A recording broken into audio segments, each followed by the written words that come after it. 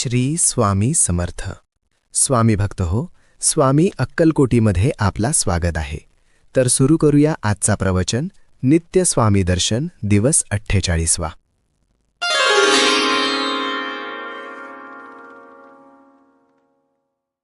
वास्तविक राजाने मुलीला मृत्यूदंडाची शिक्षा देऊन तिच्यावर घोर अन्याय केला आहे हे स्वामींना अंतर्ज्ञानाने कळले होते. स्वामींनी ठरविले होते की आपल्या ह्या छोट्या परमभक्ताला आपणच न्याय द्यायचा. म्हणून मारेकरी जेव्हा त्या मुलीला घेऊन घनदाट रानात गेले तेव्हा स्वामी अदृश्य रूपात आपल्या ह्या चिमुकल्या परमभक्ताबरोबर गेले. मुलगी ज्या औदुंबराच्या झाडाखाली बसली होती तिथून जवळच एका दगडी शिळेवर स्वामी बसले. मुलीला त्यांनी दर्शन दिले.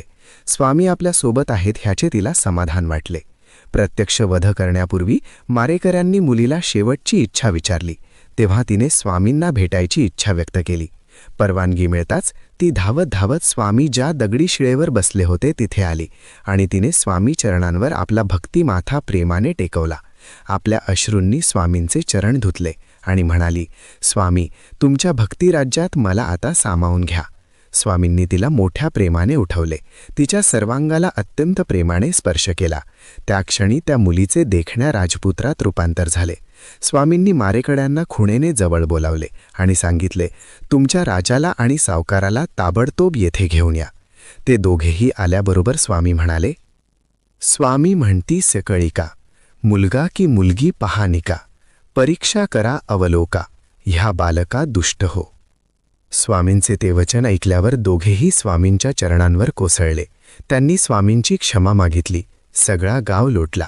स्वामींची ती अतर्क्य लीला पाहून सर्वांची खात्री पटली की स्वामी प्रत्यक्ष श्री दत्तात्रेयाचे अवतारच आहेत.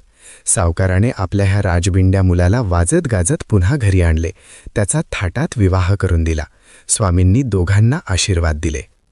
भिवू नकोस, मी तुझ्या पाठीशी आहे. आपल्या भक्तांवर संतुष्ट असणाऱ्या स्वामी समर्थांनी आजपर्यंत त्या सर्वांना प्रेमाने जवळ केले आणि अभय दिले की काहीही संकट आले तरी अजिबात घाबरू नका, मी तुमच्यासोबत आहे. तुमचा हात मी माझ्या हातात घट्ट धरला आहे. काळजी अजिबात करू नका. आपल्या परमभक्तांवर त्यांची गरुड नजर सतत असते. म्हणून माझ्या प्राणप्रिय स्वामी भक्तांनो, तुम्ही सतत स्वामींच्या नामस्मरणातच राहा. त्यांच्या चरणांशी मनाने विलीन व्हा. या आपल्या छोट्या भक्ताला राजाने न्याय दिला नाही, परंतु स्वामींनी असा न्याय दिला की कुठल्याही सम्राटाला सुद्धा तो कदापिही देता आला नसता. म्हणून मर्त्य माणसाकडून न्यायाची अपेक्षा न बाळगता स्वामींच्या सहवासात राहून त्यांच्या अखंड कृपेचा फक्त अनुभव घ्या म्हणजे झाले. इति श्री नित्य स्वामी दर्शन, दिवस 48वा संपूर्णम.